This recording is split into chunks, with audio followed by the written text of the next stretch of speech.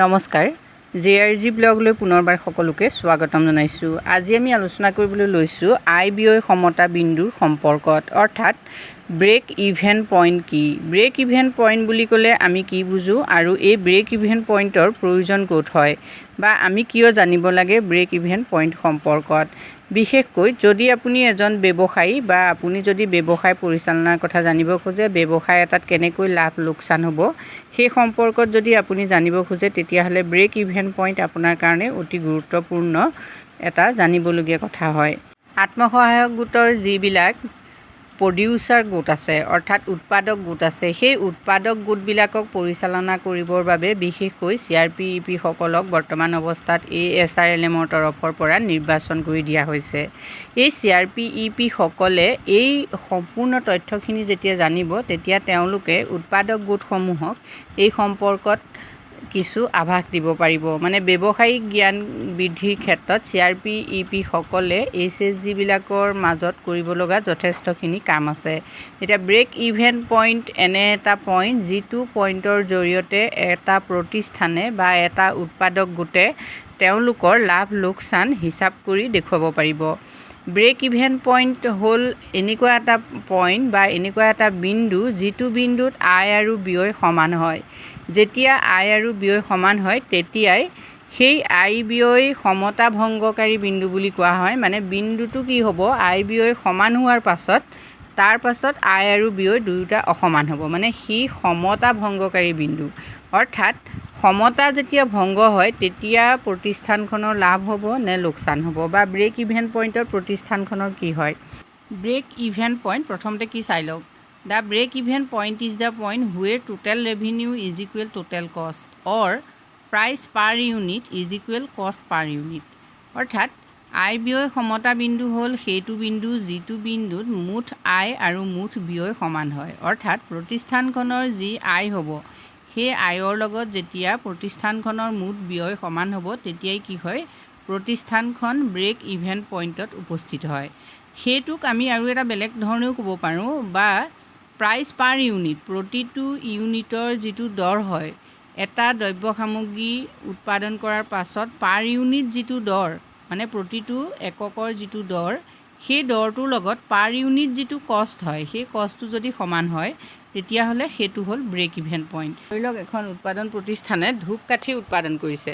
এতিয়া ধূপকাঠি উৎপাদন কৰোঁতে পাৰ ইউনিট বুলি কওঁতে মানে প্ৰতিটো ধূপৰ পেকেটত যদি 10 টকা হয় আৰু যদি সেই ধূপ পেকেটটো প্ৰস্তুত কৰোঁতেও 10 টকা খৰচ হয়, এই অৱস্থাত প্ৰতিষ্ঠানখনে ব্ৰেক ইভেন পইণ্ট লাভ কৰা বুলি কোৱা হয়। মানে প্ৰতিষ্ঠানখনৰ সেই পজিশ্যনটোত কি হয়, লাভো নহয় লোকচানো নহয়। গতিকে প্ৰতিষ্ঠানখনে মাৰ্কেটত টিকি থাকিব পাৰে, আৰু সেইটো কাৰণে সেইটো কোৱা হয় ব্ৰেক ইভেন পইণ্ট।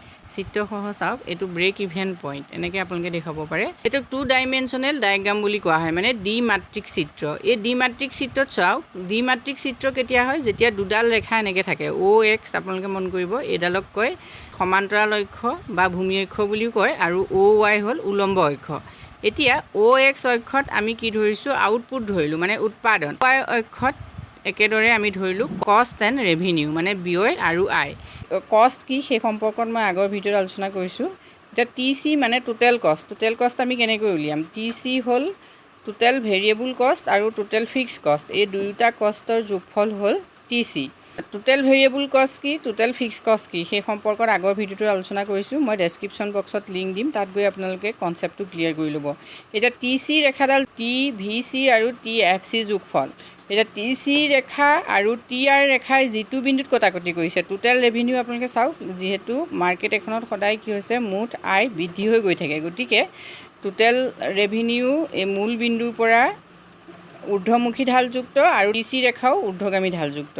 TC ৰেখাডাল কিন্তু মূল বিন্দুৰ পৰা ঊৰ্ধ্বগামী নহয়। TC ৰেখাডাল আপোনালোকে চাওক OY অক্ষৰ মাজৰ পৰা গৈছে।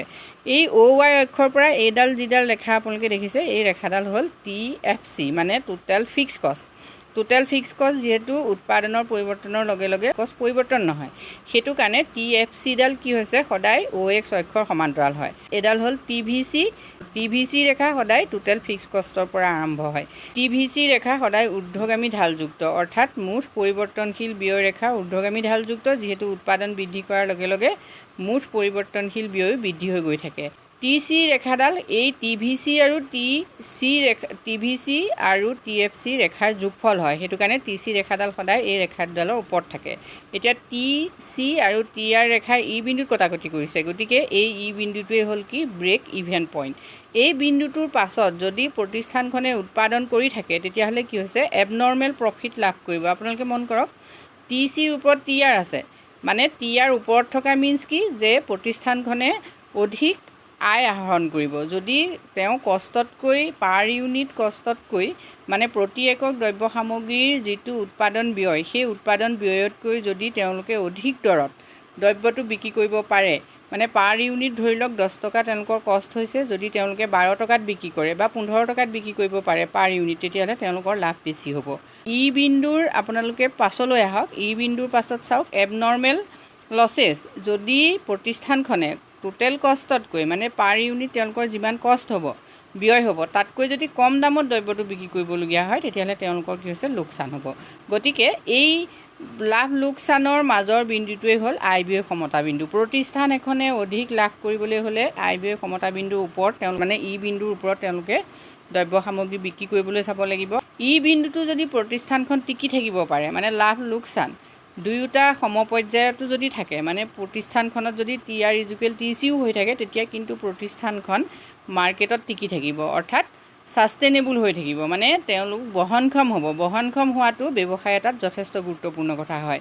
গতিকে আপোনালোকে যেতিয়া মাৰ্কেটত যাব বা আপোনালোকে যেতিয়া ফিল্ডত কাম কৰিব তেতিয়া প্ৰতিষ্ঠান এখনক এই সম্পৰ্কত সম্পূৰ্ণ তথ্যখিনি আপোনালোকে জনাব লাগিব। আজি ভিডিঅ'টোত আমি আপোনালোকৰ বাবে এইখিনি কথা আলোচনা কৰিলোঁ। যদি ভিডিঅ'টোৱে আপোনালোকক উপকৃত কৰিছে কমেণ্ট কৰি জনাবলৈ নাপাহৰিব। আজিলৈ ইমানেই, ধন্যবাদ।